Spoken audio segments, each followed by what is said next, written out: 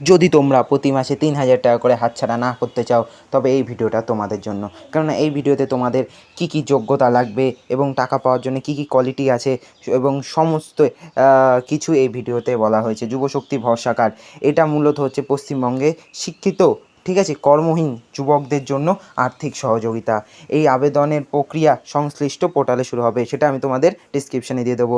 এর টাকা তুমি 1 জুন থেকে এই প্রকল্পের টাকা তুমি পেতে পারো, ঠিক আছে। যোগ্যতার জন্য তোমাদের মানদণ্ড কী কী আছে, তো বাসিন্দা, তোমার এই পশ্চিমবঙ্গের স্থায়ী বাসিন্দা হতে হবে।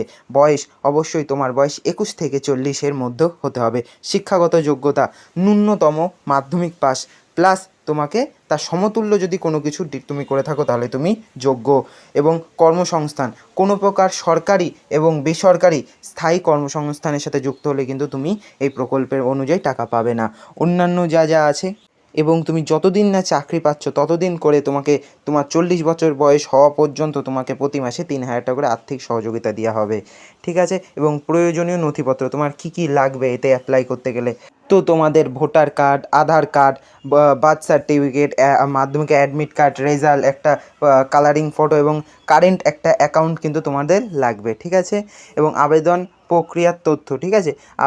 আবেদনের মাধ্যম, তোমরা কিন্তু নির্দিষ্ট অনলাইন পোর্টালে আর কি তোমরা অ্যাপ্লাই করতে পারবে, ঠিক আছে। টাকা হচ্ছে তোমরা 1 জানুয়ারি থেকে তোমাদের কিন্তু টাকা দেওয়া শুরু হয়ে যাবে, মানে এই 1 জানুয়ারি থেকে তোমরা প্রত্যেকে টাকা পাবে। তো তোমরা যারা নতুন করে আবেদন করবে তারা কিন্তু এই সমস্ত ডকুমেন্টস আগে থেকে রেডি রাখবে, ঠিক আছে। তোমাদের ভিডিও ভালো লেগে থাকলে লাইক ও সাবস্ক্রাইব করবে অবশ্যই।